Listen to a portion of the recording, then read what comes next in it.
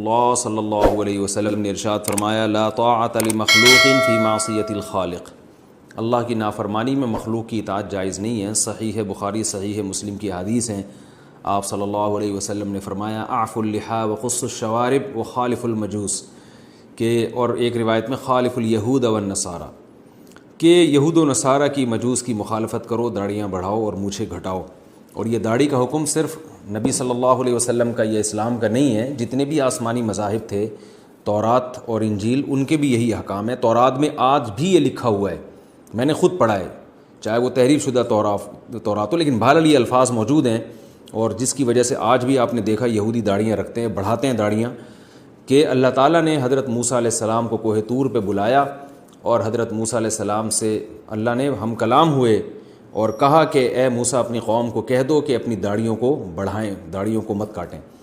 تو اسی وجہ سے آج آپ نے دیکھا، میں خود یہودیوں کو میں نے دیکھا ہے ہانگ کانگ میں اور بعض دوسری جگہوں پر، بڑی بڑی داڑھیاں ہوتی ہیں جو مذہبی ہیں، اور عیسائیوں نے کاٹ لیں داڑھیاں،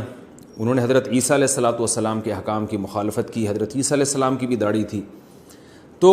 تمام پیغمبروں کی تھی، یہ کوئی کلچر کی وجہ سے نہیں تھی، بلکہ اللہ کا حکم تھا یہ۔ تو اسی وجہ سے اس پر پوری امت کے فقہا کا اجماع ہے کہ داڑھی کو ایک مٹھی سے کم کرنا یہ جائز نہیں ہے، کیونکہ حدیث میں اعفاء کا لفظ ہے، بڑھانا، تو صرف رکھ لینا کافی نہیں ہے، بڑی بھی ہونی چاہیے، البتہ کتنی بڑی بھی اس کی مقدار نہیں ہے۔ وہ عبداللہ ابن عمر رضی اللہ تعالیٰ عنہ کے عمل سے ہمیں پتہ چلتی ہے کہ آپ ایک مٹھی سے زیادہ بال جو ایسے بال لے کے کاٹ دیا کرتے تھے، اور کسی صحابی نے ان پر اعتراض نہیں کیا،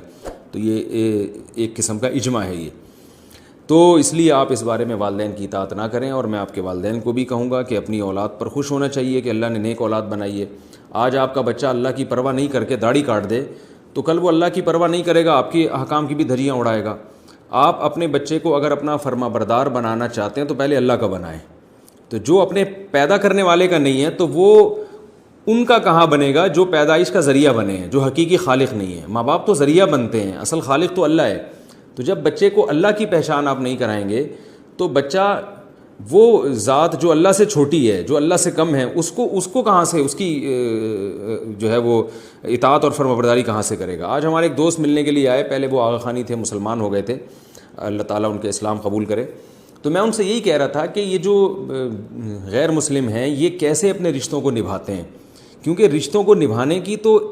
بڑی وجہ یہ ہے کہ ہمیں اللہ نے حکم دیا ہے رشتوں کو نبھایا جائے۔ اگر اللہ کو درمیان سے آپ نکال دیں گے پھر تو یہ ایک اپنی خواہشات رہ جائیں گی اور مفاد پرستی رہ جائے گی، دنیا میں تھوڑی بہت اخلاقیات رہ جائیں گی۔ تو یہ تو اللہ کا تعلق ہے جو ہمیں آپس میں جوڑتا ہے، کہ اللہ نے جس رشتے کا جو حکم دیا اس رشتے کے ساتھ وہی سلوک کرنا پڑتا ہے۔ ہم اپنے ماں باپ سے اچھا سلوک کرتے ہیں، ہم بڑھاپے میں ان کو چھوڑتے نہیں ہیں، ان کی کڑوی کسیلی برداشت کرتے ہیں، اس لیے کہ تھوڑی کہ والدین کا حکم ہے، اس لیے کہ اللہ کا حکم ہے۔ تو والدین کو چاہیے اپنی اولاد کو اللہ کا فرما بردار بنائیں تاکہ وہ آپ کی بھی اطاعت کرے، اور اللہ کا باغی بنائیں گے تو آج وہ آپ کے کہنے سے اللہ کے حکم کو توڑ رہا ہے، کل وہ پبلک کے کہنے سے آپ کے حکم کی دھجیاں اڑائے گا، شیطان کے کہنے سے آپ کے حکم کی دھجیاں اڑائے گا۔